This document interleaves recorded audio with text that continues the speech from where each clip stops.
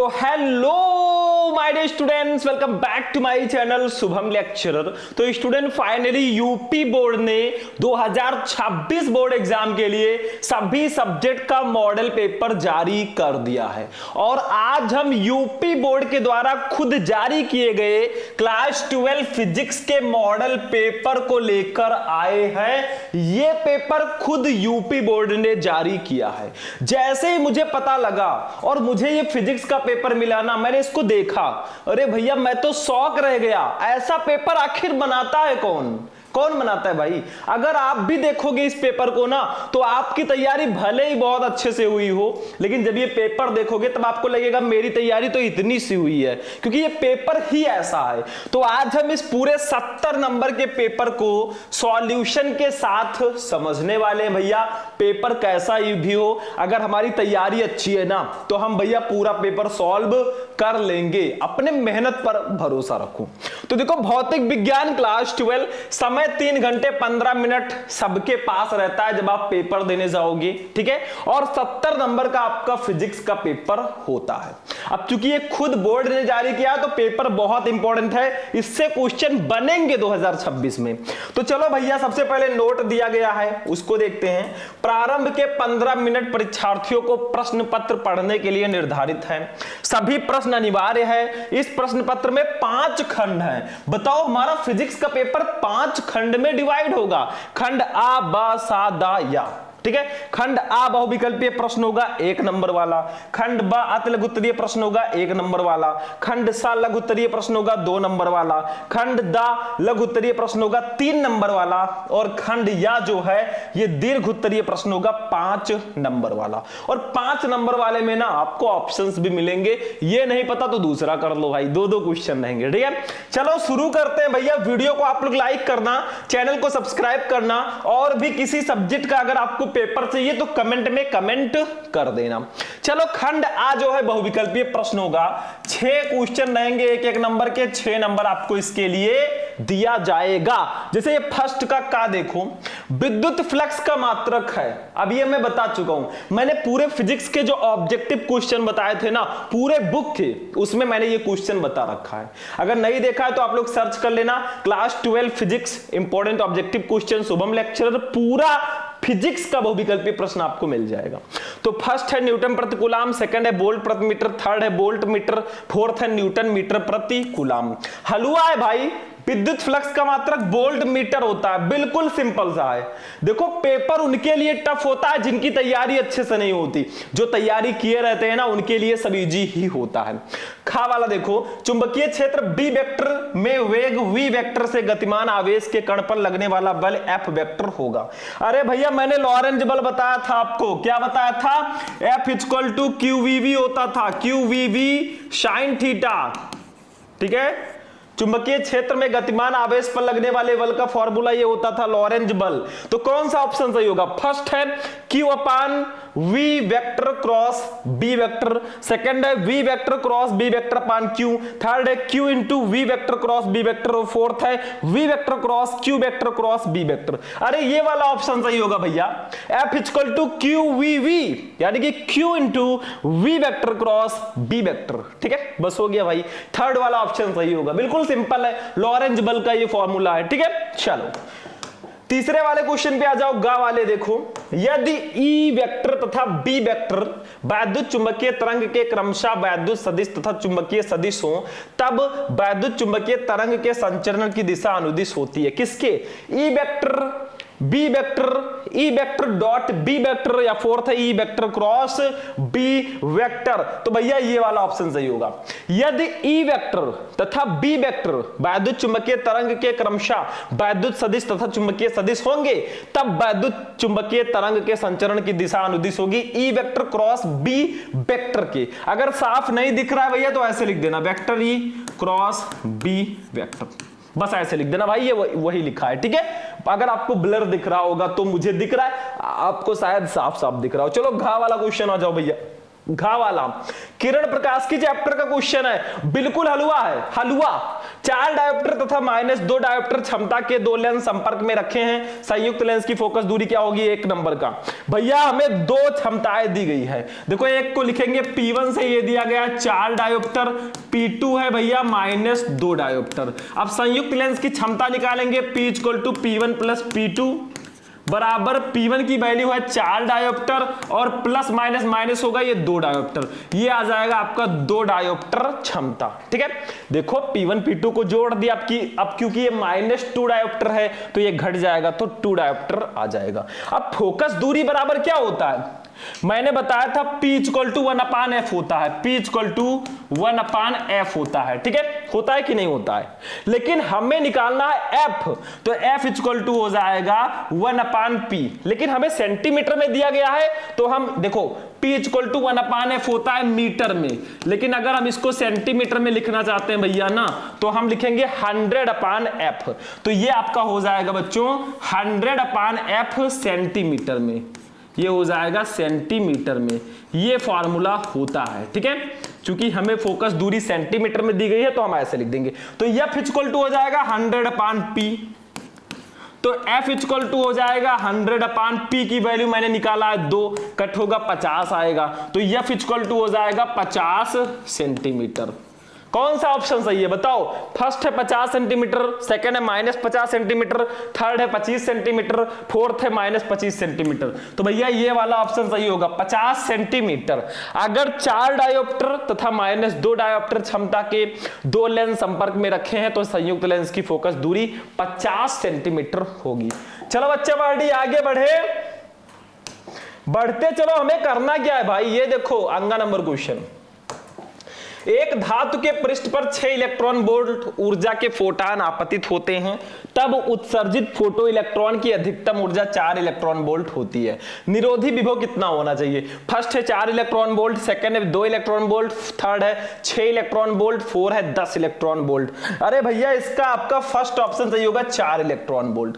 एक धातु के पृष्ठ पर 6 इलेक्ट्रॉन वोल्ट ऊर्जा के फोटान अगर आपतित होते हैं तब उत्सर्जित फोटो इलेक्ट्रॉन की अधिकतम ऊर्जा 4 इलेक्ट्रॉन वोल्ट होती है। निरोधी विभव भी आपका होगा 4 इलेक्ट्रॉन वोल्ट, फर्स्ट ऑप्शन सही है। चा वाला क्वेश्चन देख लो, अर्धचालक चैप्टर का क्वेश्चन है, लास्ट चैप्टर। पी प्रकार का अर्धचालक बनाने के लिए शुद्ध जर्मेनियम में मिलाया जाने वाला अपद्रव्य है। बताओ अगर आपको पी प्रकार का अर्धचालक बनाना है तो शुद्ध जर्मेनियम में क्या मिलाना पड़ेगा, फास्फोरस, एंटीमनी, एल्यूमिनियम या आर्सेनिक, तो भैया इसका राइट आंसर होगा एल्यूमिनियम। पी प्रकार का अर्धचालक बनाने के लिए शुद्ध जर्मेनियम में मिलाया जाने वाला अपद्रव्य जो होता है बच्चों एल्यूमिनियम होता है। चलो हो गया हमारा 6 क्वेश्चन भैया होगा बहुविकल्पीय, एक नंबर का 6 नंबर आपको मिल गया।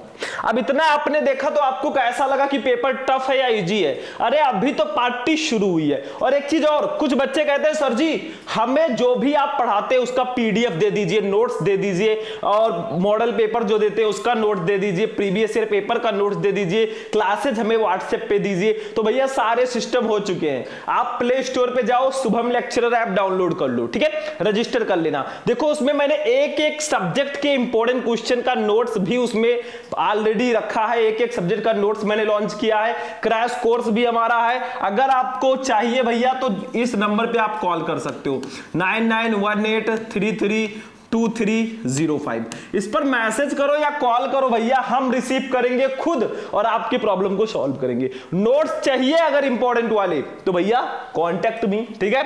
चलो अब चलते बच्चा पार्टी खंड बा पे हम लोग आ गए हैं। ये भैया होगा अति लघु उत्तरीय प्रश्न, एक नंबर का ये भी रहेगा। देखो सब दूसरे का विशिष्ट चालकता के लिए सूत्र एवं मात्रक लिखिए। भैया विशिष्ट चालकता मैंने बताया था, विशिष्ट प्रतिरोध की व्युत्क्रम को विशिष्ट चालकता बोलते हैं, ठीक है। चलो थोड़ा ऊपर चलते हैं। देखो मैंने बताया था सिग्मा इक्वल टू होता है 1/ρ, बस यही फॉर्मूला लिख दो। मात्रक आप लिख देना ओम इनवर्स मीटर इनवर्स, बहुत बड़ा मत लिखना बच्चों, या ओम इनवर्स सेंटीमीटर इनवर्स, क्योंकि एक नंबर में बहुत बड़ा आपको नहीं लिखना है। विशिष्ट चालकता क्या होती है? विशिष्ट प्रतिरोध के व्युत्क्रम को विशिष्ट चालकता बोलते हैं। ये फॉर्मूला है सिग्मा इक्वल टू 1/ρ, इसका मात्रक होगा ओम इनवर्स मीटर इनवर्स। खा वाला देखो दो सीधे समांतर अनंत लंबाई के धारावाही चालकों के प्रति एकांक लंबाई पर लगने वाले बल का व्यंजक लिखिए। अरे भैया गतिमान आवेश एवं चुंबकत्व का क्वेश्चन है। मैंने बताया था F upon L equal to, ये फॉर्मूला मैंने बताया था, F upon L equal to mu not upon 2 pi, mu not upon 2 pi into I1 into I2 upon R newton प्रति मीटर, न्यूटन प्रति मीटर। ठीक है, ये फॉर्मूला भैया मैंने बताया था, यही फॉर्मूला है दो समांतर अनंत लंबाई के धारावाही चालकों के प्रति एकांक लंबाई पर लगने वाले बल का व्यंजक।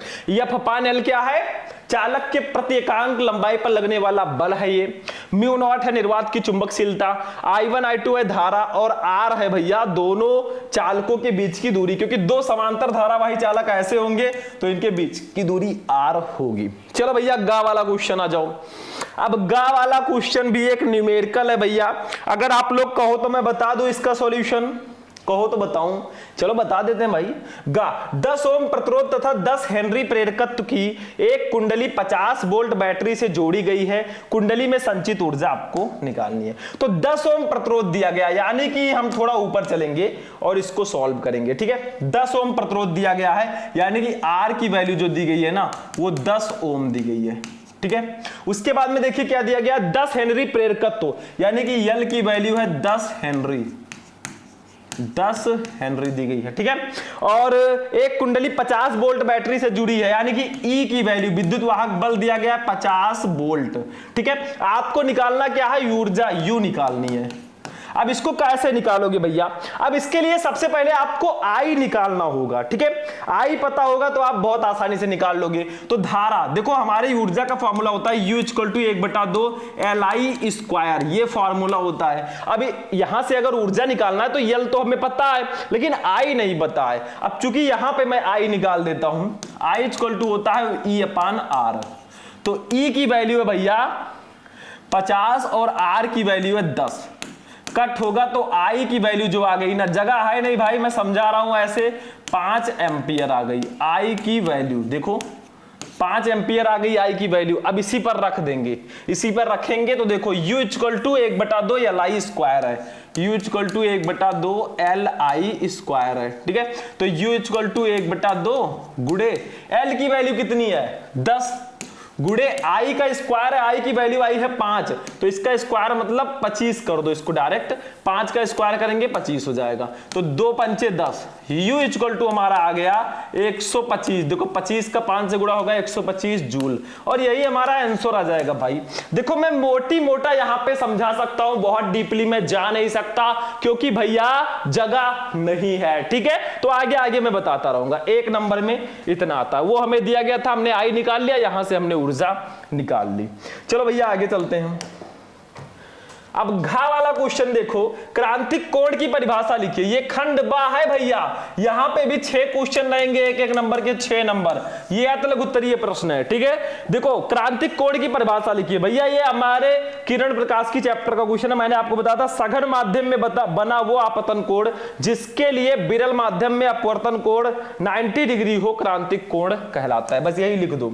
अंगा नंबर, हाइड्रोजन के प्रथम बोर कक्ष की त्रिज्या 0.53 एंगस्ट्रॉम है, तृतीय बोर कक्ष की त्रिज्या ज्ञात कीजिए। भाई ये क्वेश्चन भी बहुत ज्यादा इंपॉर्टेंट है।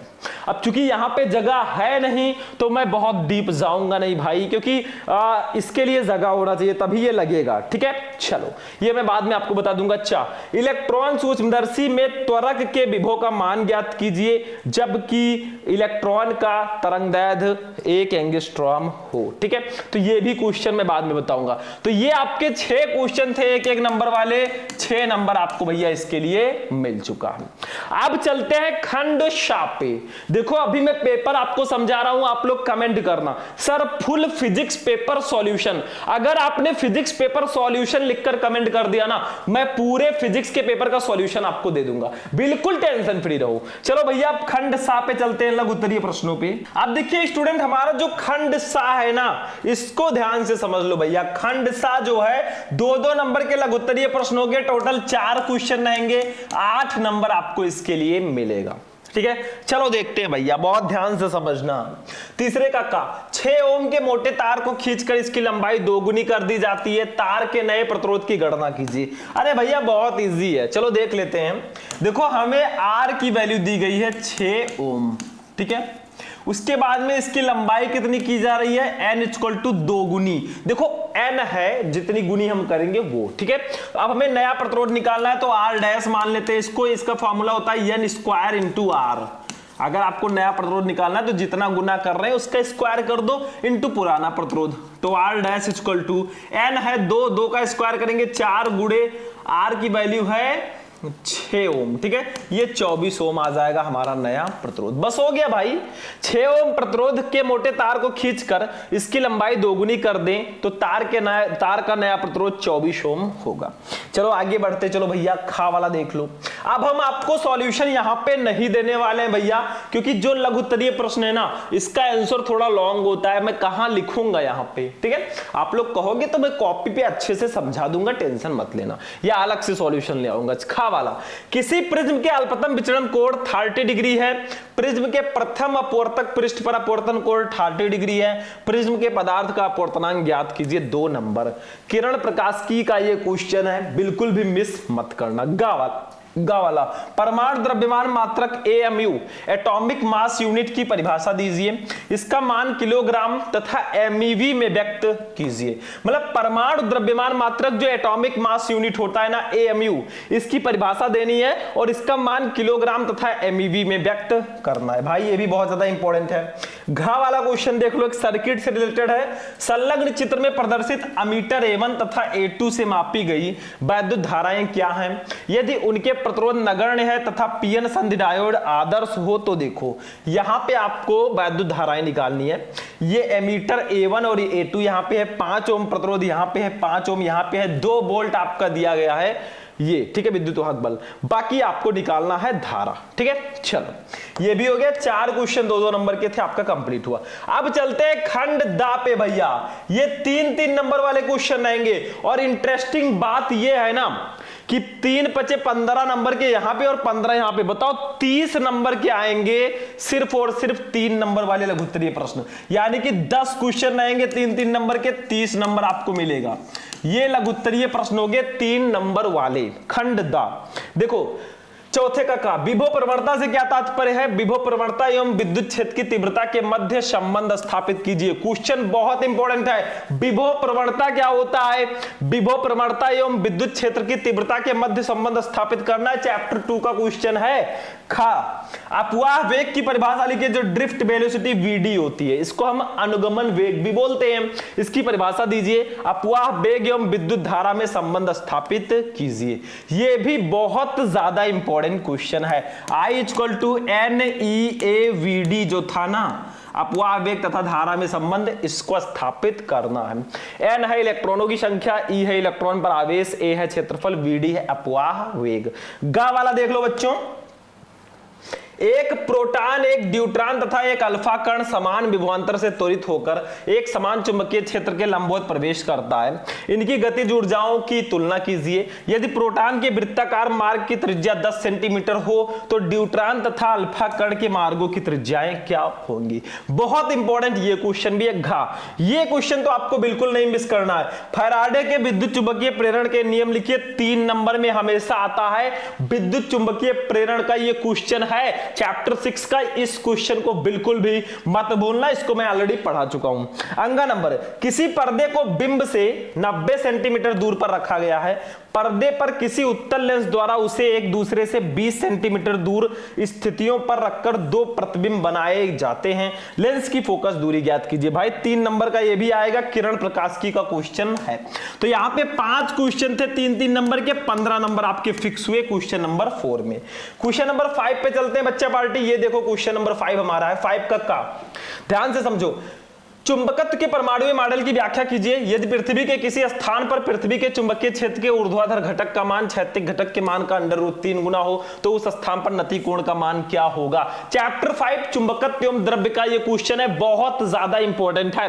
खा वाला देखो, किसी प्रत्यावर्ती परिपथ में एलसी और आर श्रेणी क्रम में जुड़े हैं। इस परिपथ का आरेख बनाइए। परिपथ की प्रतिबाधा एवं अनुनादी आवृत्ति के लिए सूत्र लिखिए। यदि परिपथ में लगा प्रत्यावर्ती विभव 300 वोल्ट हो तो प्रेरण प्रतिघात 50 ओम हो, धारतीय प्रतिघात 50 ओम तथा ओमीय प्रतिरोध 10 ओम हो तो परिपथ की प्रतिबाधा तथा एल सी एवं आर के सिरों के बीच विभवांतर ज्ञात कीजिए। भैया प्रत्यावर्ती धारा चैप्टर का ये क्वेश्चन है, बहुत इंपॉर्टेंट है। यहां पे आपको ऑप्शन भी दिया गया है, अगर आपको ये नहीं पता है ना तो ये दूसरा वाला कर लो। ये देखो दिया गया है अथवा लगा है, एक उच्चाई ट्रांसफार्मर की प्राथमिक तथा द्वितीयक कुंडली में फेरों की संख्या क्रमशः 100 तथा 400 है। यदि प्राथमिक कुंडली में 120 वोल्ट एसी लगाया जाए तो ज्ञात कीजिए परिणमन अनुपात द्वितीयक कुंडली में उत्पन्न वोल्टेज। ठीक है, ये आपको निकालना है। तो दोनों में से कोई एक आप कर सकते हो। यहां पे ऑप्शन आपको दे दिया गया एक। गा वाला देखो, मैक्सवेल का विद्युत चुंबकीय तरंग सिद्धांत की व्याख्या कीजिए। भैया विद्युत चुंबकीय तरंग यानी कि चैप्टर 8 का ये बहुत ज्यादा इंपॉर्टेंट क्वेश्चन है। घा वाला तरंगों के संपोषी तथा विनाशी व्यतिकरण के लिए आवश्यक शर्त लिखिए। तरंग प्रकाश की चैप्टर नंबर 10 का ये क्वेश्चन है, बहुत इंपॉर्टेंट है। अंगा प्रकाश विद्युत प्रभाव के नियम लिखिए, बहुत इंपॉर्टेंट है। प्रकाश विद्युत उत्सर्जन के नियम या इसी को बोलते हैं प्रकाश विद्युत प्रभाव के नियम क्या है। इस क्वेश्चन को तो बिल्कुल भी मिस मत करना। तो यहां पे भी 5 क्वेश्चन थे 3-3 नंबर के, 15 नंबर यहां पे भी कंप्लीट, यानी कि 30 नंबर के आपके 3 नंबर वाले लघुत्तरीय प्रश्न आएंगे। अब विस्तृतरीय प्रश्नों की बात कर लें भैया, तो टोटल आप जोड़ो। देखो 6 नंबर का बहुविकल्पीय, 6 नंबर का लघुत्तरीय, 8 नंबर का लघुत्तरीय और 30 नंबर का, तो कितना हुआ बताओ। 6 6 12 8 20 और 30 50 नंबर का क्वेश्चन हमारा हो चुका है। यानी कि जो विस्तृतरीय प्रश्न है ना वो 20 नंबर का आएगा। चलो देखते हैं भैया विस्तृतरीय प्रश्न यानी कि खंड या को देखते हैं। अब देखिए स्टूडेंट, खंड या में जो है ना 5 नंबर के क्वेश्चंस रहेंगे। देखो स्थिर विद्युत की यानी कि वैद्युत स्थैतिकी का गॉस का प्रमेय लिखिए। इसकी सहायता से एक समान रूप से आवेशित अनंत लंबाई के सीधे तार के निकट वैद्युत क्षेत्र की तीव्रता के लिए व्यंजक निकालिए। भैया गॉस का प्रमेय आपने नहीं पढ़ा फिजिक्स में फर्स्ट चैप्टर में, तो क्या पढ़ा वही पूछा गया है। ठीक है, बस हो गया भैया। इसका अनुप्रयोग है, ठीक है, आपको गॉस का नियम लिख देना है और इस अनुप्रयोग को सॉल्व कर देना है। नहीं पता तो ये वाला कर लो, चैप्टर 2 का डेरिवेशन है अथवा लगा है।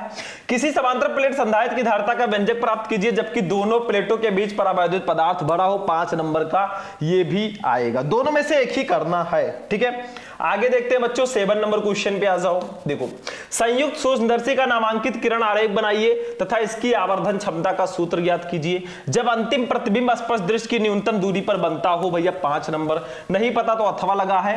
प्रकाश के विवर्तन से आप क्या समझते हैं, एक पतली झिर्री से प्रकाश के विवर्तन के कारण प्राप्त विवर्तन प्रारूप की व्याख्या कीजिए। ये है आपका किरण प्रकाशिकी का क्वेश्चन, ये है तरंग प्रकाशिकी का क्वेश्चन। दोनों में से एक ही करना है। ठीक है, चलो भैया 8वां क्वेश्चन देखते हैं।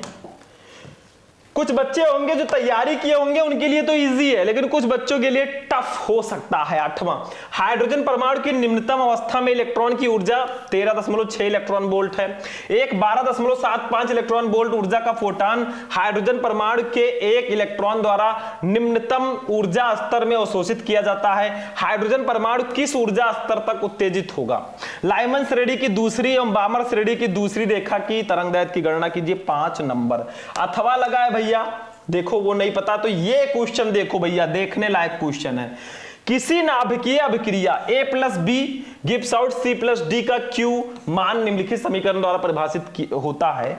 Q = Ma + Mb - Mc - Md into सी का स्क्वायर। जहां दिए गए द्रव्यमान नाभिकीय विराम द्रव्यमान है। दिए गए आंकड़ों के आधार पर बताइए कि निम्नलिखित अभिक्रियाएं ऊष्मा छेपी हैं या ऊष्मा शोषी। देखो फर्स्ट है 1H1 + 1H3 that gives out 1H2 + 1H2। Second है 6C12 + 6C12 that gives out 10Ne20 + 2He4। ये बताओ ऊष्मा शोषी है या ऊष्मा छेपी है। ऊष्मा शोषी में ऊष्मा का अवशोषण होता है, ठीक है, ऊष्मा ग्रहण होता है। ऊष्मा छेपी में ऊष्मा निकलती है, तो आपको बताना है। 9 नंबर क्वेश्चन पे आ जाओ, लास्ट क्वेश्चन। हमारे चैप्टर नंबर लास्ट से है पीएन संधि डायोड के लिए अग्रदिशिक तथा पश्चदिशिक अवस्था में परिपथ आरेख खींचिए। दो अवस्थाओं हेतु तो प्राप्त विलक्षण वक्रों को समझाइए 5 नंबर।